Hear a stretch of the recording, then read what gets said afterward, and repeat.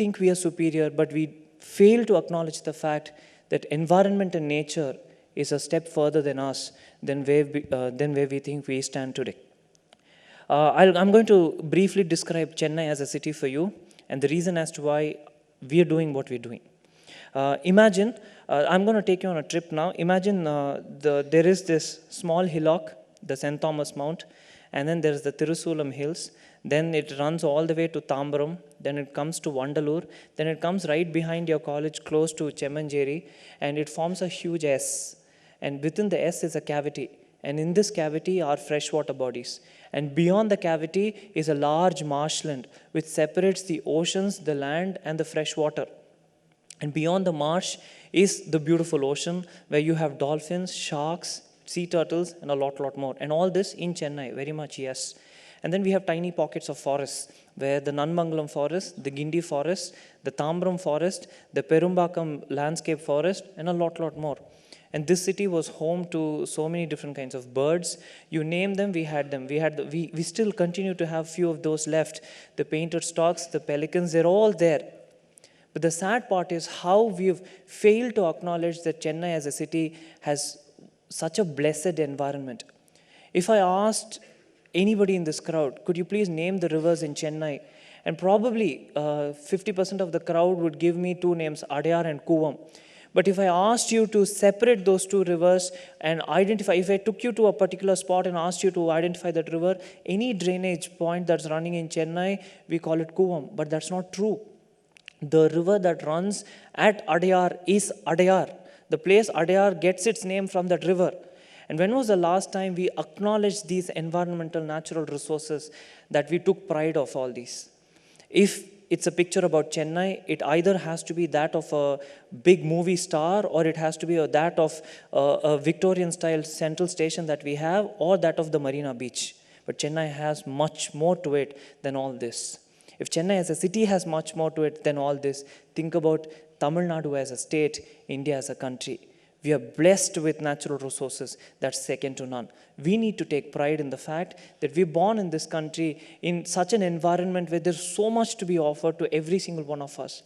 But we need to be completely ashamed in the fact that we've done nothing in return to protect, to preserve, to conserve what is left.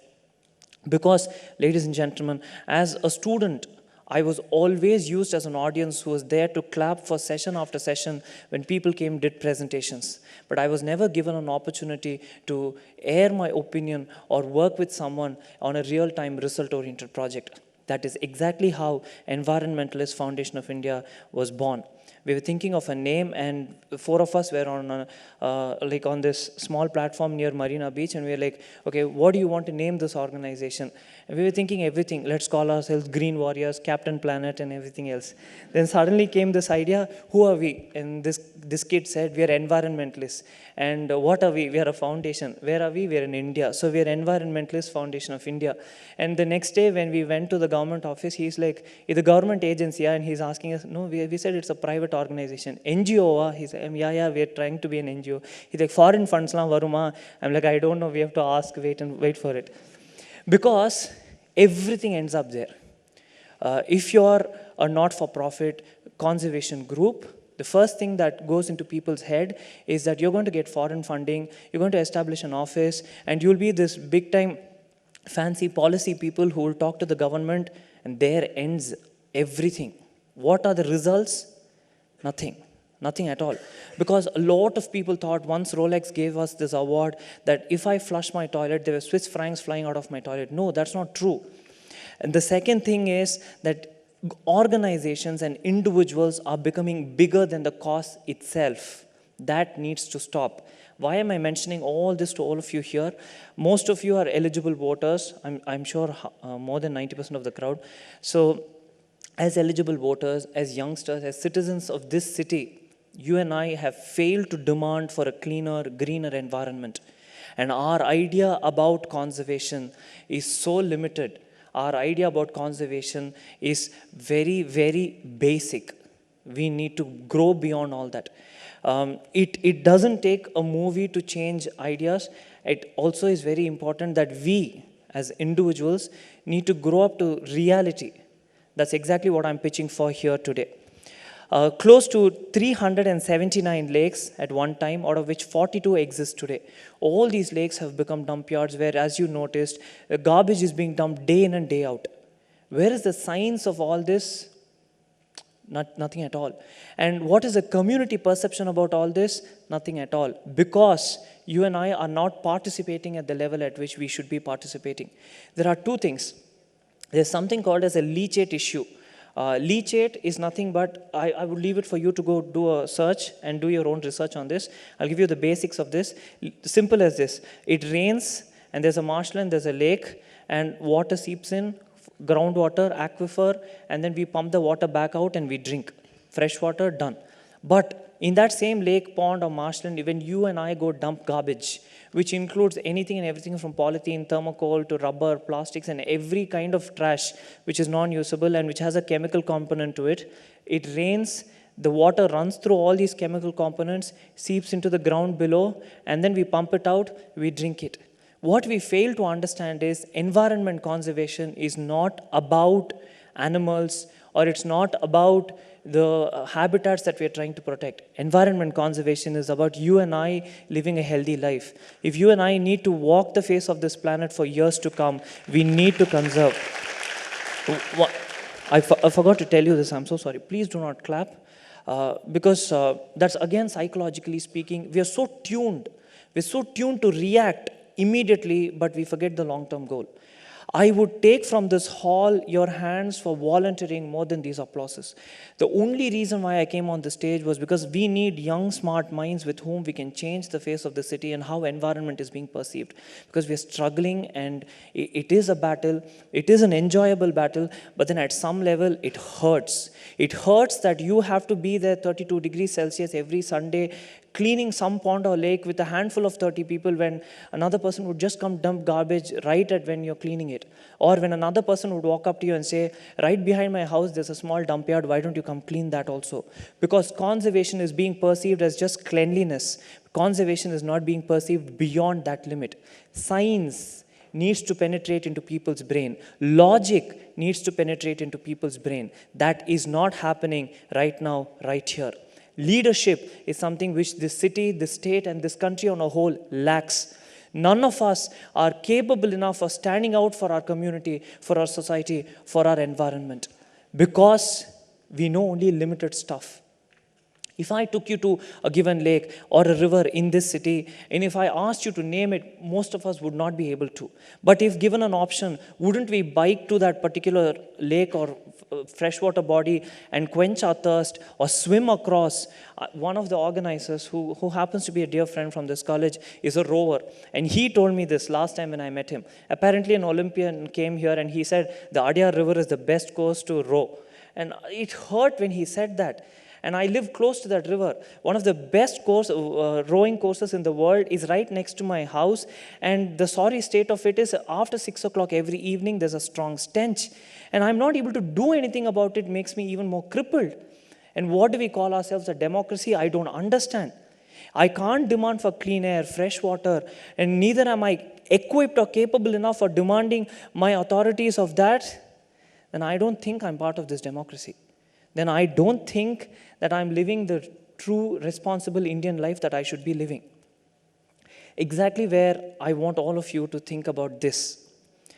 Where do we stand in terms of our understanding about our city's geography, which is in terms of the hills, the lakes, the ponds, the rivers, the beaches, whatsoever? Where in our understanding do we stand with regards to our ability to identify different species of plants, trees, birds, animals, frogs, snakes? Where do we stand with regards to our involvement in our government? Once in 5 years, voting for it and clicking a selfie is not a democracy. You and I need to participate continuously with the government, work with the government, and get them to do that. March 31st today, and many of the earning class here would agree with what I'm saying. We are paying taxes, and we need to demand for action. Second of all, we actually deserve clean air and fresh water. If that's not happening, there's something technically wrong with us, that we're reacting wrongly. Somebody's poking us, and we're just happily sitting there with one thing in mind. You keep poking me because one day I'm going to leave this place. That attitude needs to change. And I'm not trying to be very patriotic, asking all of you to stay back in India and only serve in India. No, that's not what I'm saying. Of course, if things are not right here, leave. But then, before leaving, at least make an attempt to correct those things that are happening here. And when the introduction was given, how much time do I have? 4 minutes, yes. When I was given an introduction, they said, he quit Google, he quit Google, he quit Google. Of course, yes, I did quit Google, no doubt. But then I quit Google for one thing. I quit Google because I felt guilty. I felt guilty for the reason that I was lucky enough to grow up in an environment where I was with all these animals, frogs, so much of fresh water and everything. And when it was being denied at some point, I wanted it back. So I didn't do a great thing by quitting Google. But what I would rather like all of you to actually do in life is this. If you can come, volunteer, not with us or on your own. Let's try to give back. Because, ladies and gentlemen, this is the only country in the whole world where we have a lion and a tiger in one geographical boundary.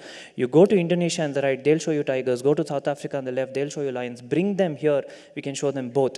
From environment and ecosystems that blend and merge into each other in such finesse that it's second to none. From a glacial ecosystem to a desert ecosystem to a plateau to a rainforest to a marine oceans, we have them all. We have what is called as a sea cow, which is a dugong. We have the whales, we have the sharks, we have the whale shark, we have the dolphins, we have them all. We have 4 different kinds of sea turtles in this country. Beyond all this, we have the Asian lion, we have the Asiatic wild ass.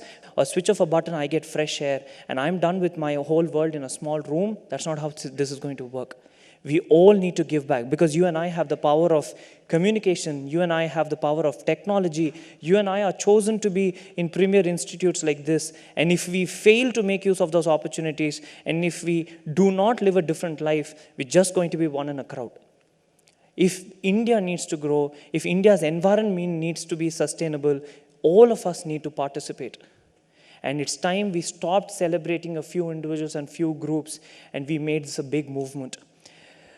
I'm a very, very proud Indian, and I'm very grateful to whichever spiritual force decided that I need to be born here to do this. And I'm only hopeful that I will be able to continue to do this with all of you participating. I'll leave you with this one psychological fact. Any given crowd can be divided into 3 parts.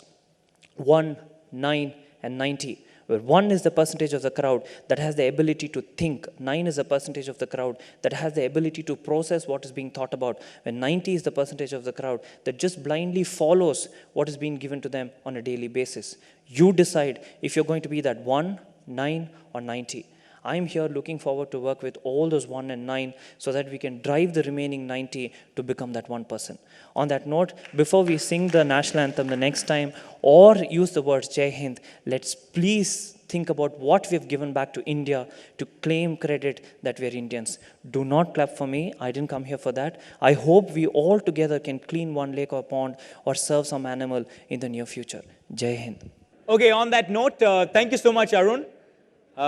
All of us are, like, we're bound to our seats. We want to clap for him, but we can't. We don't know what to do. But what you can do, yes, we know what to do. You can volunteer with his organization. You can Google EFI, and you can join them on Facebook as well. They're on Facebook. I request our 3 speakers, Pradeep Kumar, Dr. Arjun Rajagopalan, and Arun Krishnamurthy, to please join us on stage while we put forward some questions for them. We'd like to thank our media partners, Hindu, and also our ticketing partners, bookmyshow.com, for making this event successful. Back profound lyrics from some very, very well-known and historic poets, and he kind of played for us, and he spoke to us about how he's trying to revive this music by using crowdfunding and, basically singing their beautiful lyrics. Dr. Arjun Rajagopalan, his beautiful piece on the future of medicine and technology, and Arun Krishnamurthy will all be very fresh in your memory about restoration, conservation, and to conserve so that we can walk the face of this planet. Any questions to our esteemed speakers? Yes, gentleman in the green shirt right here. We have a mic right behind you. Sir, my question is to Dr. Arjun, sir. So one trend that's been growing in the recent times is online medical consulting services, sir. And the thing about this is the people that use these online services don't always have the hardware that, say, senses your pulse or something, so it's not as effective as it should be. What would your opinion on these services be, sir? I think you're asking or formulating a question for which the answer probably lies somewhere out in the future. Next few years, not very far in the future. Right now, what we have is the power to ask the questions and this enormous power to get answers. Answers of the kind that you and I, nobody knows what to do with because they're so voluminous. And also, the real danger that you may choose to pick the wrong answers, right? And you know, the whole problem with Google searches is that the first few searches that come up are not necessarily the truth, in fact, highly unlikely to be the truth. If you Google your name, the first page will contain only bad things about you. You know, that's the way these guys who run whatever you call them do. They're very, very clever at manipulating SEOs, and they will always make sure that the evil, bad things about you will come in the first 2 or 3 pages. If you Google yourself, you won't do anything which you're doing now. Same problem exists with Googling for health information. The first few hits you get will always be things that may or may not be relevant. So what you need now is systems that can look at all this information, right? Filter out what is really valid or true, juxtapose it against what your problem is. Your problem will always be unique. Our textbooks talk about one size will fit all, but it'll never be. So it'll have to be fitted to the uniqueness of your problem and then give you an output, right? We're still not there. We will be there. The way things are going with all the, you know, I'm sure you're the era that's going to be handling big data all the time. The era will come where they will ask you, they will go a step beyond. When you say, I have a pain in my right side of the abdomen, do I have appendicitis? And the moment you hit appendicitis, you will get at least about 9 million hits. What would be meaningful is if it then walks you through an engine which says, have you done this? Have you done that? Do you have this, this, this? And then gives you probabilities, right? We're not there yet. And that precisely is the danger about Googling for information before you see the doctor. By all means, do it. I encourage it. Most of my patients now come to me with a diagnosis. They say, doctor, I think I have this. This is my problem. This is the picture I got from the net. I think I have that, right? But what is, there is a huge decision-making and a knowledge tree that needs to go in the middle that we're not yet there for. But we will be. I don't think, apparently from all that I see and read, we're not too many years away from being able to do that. Did that answer your question, or I just deflected it? No? Okay. Yes. At the back there, the gentleman there in the white shirt. Thanks. Once again, the same question to the doctor. You already talked about the possible advantages of smartphone replacing doctors, but are there any disadvantages that we're not seeing now? Are there any disadvantages of, I'm sorry? Disadvantages of smartphone replacing doctors. Of not? Of replacing doctors. Smartphones are now replacing doctors, what? right? No, I don't think they will replace them. Don't worry about it at all. Every time something says it's going to replace, it won't totally replace. It will refashion, right? There will be a need for doctors. What it will do to doctors is it will definitely make us more responsible. It will bring us down from this little high throne that we are sitting on, because the knowledge that was our greatest single ability or greatest single weapon that we had is no longer ours, right?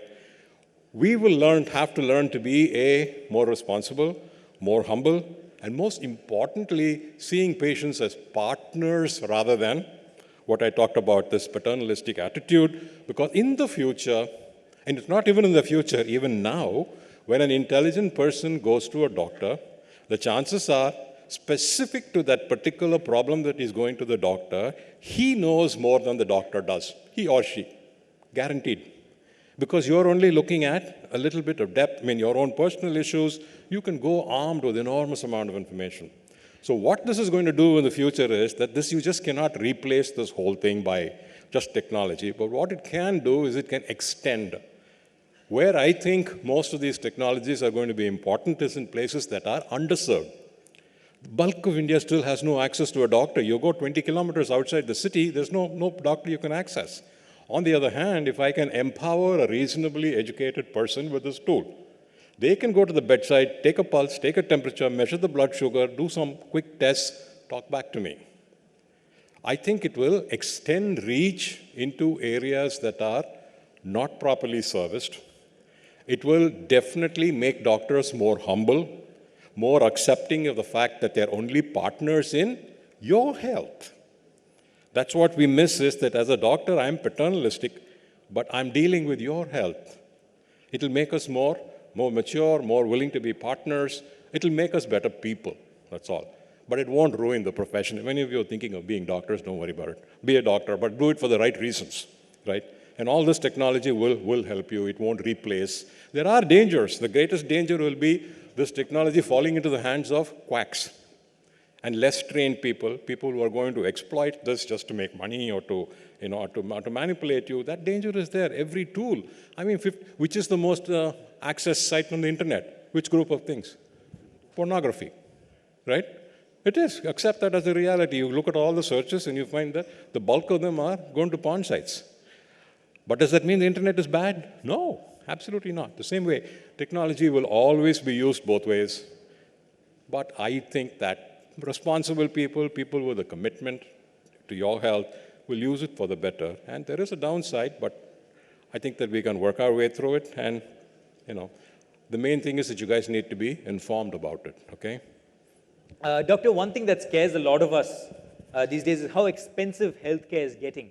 Do you think technology will bring down costs? Yeah, that's what we're hoping.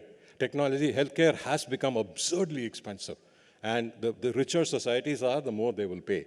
The per capita healthcare expense that the United States now pays in its grossly obese economic system, $8,000 per capita.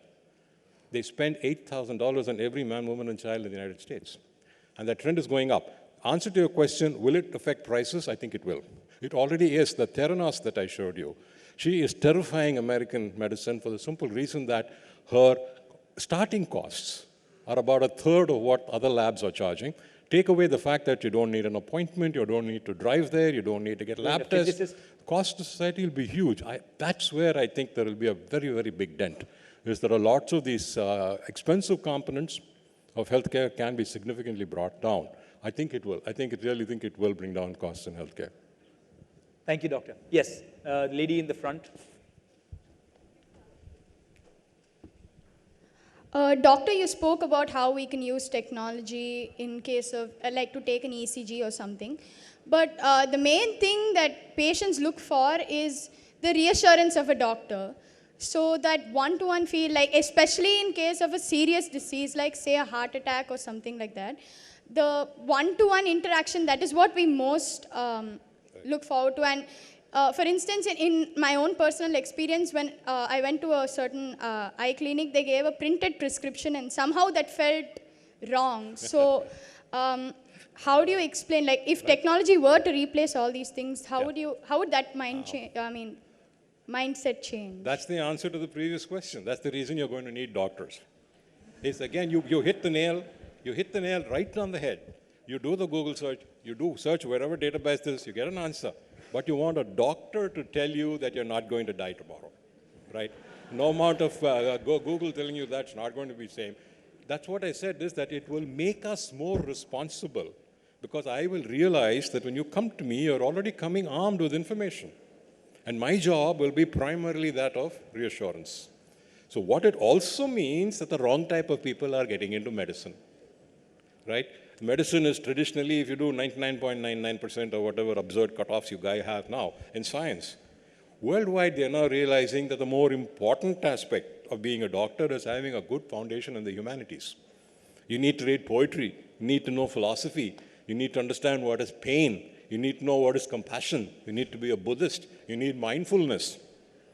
All those kind of things which they don't even teach us how to spell in medical college. And that's where I think also a lot of the change will have to happen, is that the kind of people who go into medicine will have to be more focused on their liking for people rather than their liking for detached science. It has always been that way. I think it will be even more so now, where the science part of it can be manipulated or understood by anybody. That's the challenge. But what you're right is ultimately you will need that human one-to-one, face-on, face-to-face thing to be assured of whatever you have or you don't have. And somebody will have to provide that. Pradeep and Arun are doing a small diploma in medicine. So any questions for them? Yes. I'm going to stop because it's like a doctor's consultation room. Now my appointment